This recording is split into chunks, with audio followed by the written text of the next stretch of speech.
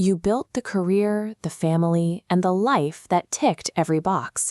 Yet, in the quiet hours of the night, a persistent feeling suggests something is wrong, a quiet urge to dismantle your life. This persistent feeling of being unmoored is a distinct developmental phase, separate from the cultural cliches of a midlife crisis. Researchers identify this period as a predictable, scientifically documented stage called the second adolescence. As estrogen and progesterone levels plummet during perimenopause, the female brain undergoes rapid neuroplasticity, forming new connections. As this architecture changes, the good girl conditioning, your capacity for constant caregiving, becomes structurally obsolete. This biological mandate forces a psychological reckoning with a hidden, suppressed part of the mind known as the shadow, proving that the dissolution of your previous identity is a clinical requirement for growth rather than a failure of character. Society expects middle adulthood to be a plateau of peaceful stability. The internal reality is often a period of profound destabilization. The traditional outward-facing routines of caregiving and people-pleasing suddenly fail to provide their usual sense of meaning. To understand this breakdown, we look to the work of Carl Jung, the psychiatrist who mapped the architecture of this transition. Attempting to navigate this identity shift without a grounded clinical framework frequently leads to self-sabotaging behavior. Thriving in this second adolescence requires the structural integration of the exact parts of your personality you were taught to suppress. In Jungian psychology, the shadow is a structural feature of the human psyche, consisting of the repressed weaknesses and instincts the conscious self refuses to acknowledge. This iceberg model illustrates the psyche's architecture. The visible tip above the waterline is the persona, or the conscious ego, the curated set of traits you present to the world.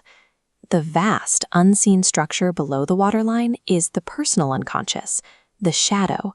It functions as a psychological storage unit for every trait rejected during childhood to meet the moral conventions of your family and society.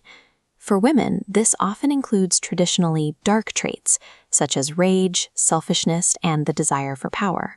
Jung adopted the poetic concept of this unconscious mind from the philosopher Friedrich Nietzsche, then codified its clinical impact. Jung asserted that the shadow is 80% pure gold. It contains suppressed positive traits like confidence, ambition, and sexual desire that were shunned during early development. The shadow is a profound reservoir of unlived potential, accumulating decades of refused life that waits to be claimed by the conscious mind. Historically, mainstream psychology has misunderstood this specific stage of women's development. Erik Erikson's linear model of adulthood assumed the primary task of midlife was generativity, a focus on caring for and guiding the next generation. Modern research by Dr. Linda Edelstein proves this model fails to describe the reality of women over 40. Her findings show that women describe a move away from care of others, with a return to oneself. Women at midlife report an urgent need to simplify and unencumber their lives, shifting their psychological energy from caretaking to internal exploration. This inward shift has a specific mechanical effect on the architecture of the psyche. As the desire to perform for others fades, the psychological waterline drops, suddenly exposing the jagged, submerged architecture of the shadow to the open air. The energy required to keep these traits submerged eventually runs out at midlife, forcing a total, unavoidable confrontation with the self. Resisting this exposure and refusing to integrate the shadow leads to specific mechanical failures in a woman's life. The first consequence is projection, an unconscious defense mechanism where the mind avoids its own suppressed traits by exporting them onto others. If a woman suppresses her own assertiveness, she will perceive a confident colleague as uniquely hostile or arrogant.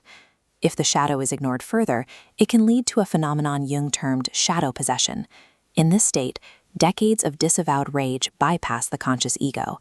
The shadow takes control of the person's actions directly. Shadow possession results in destructive outcomes: drained bank accounts, burned professional bridges, and the abandonment of long-term relationships. Suppressed material will eventually force its way to the surface. You must choose whether it emerges through careful integration or chaotic destruction. Shadow work provides the structural antidote to shadow possession. Clinical shadow work is a process of rigorous inner engineering, requiring far more depth than standard journaling prompts or wellness retreats.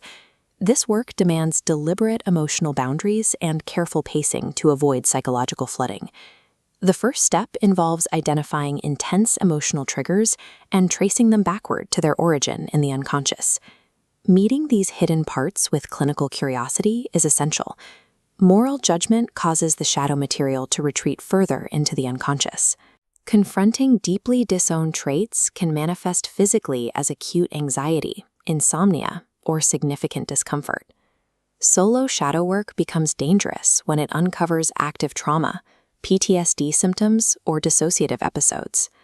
A clinical professional helps titrate the intensity, administering the shadow material in safe, manageable doses. This titration allows the energy of the shadow to be safely processed and prevents the psychological system from rupturing. Structured shadow work rewires the nervous system's response to suppressed emotions, ending the cycle of self-sabotage. The ultimate goal of this process is what Jung called individuation.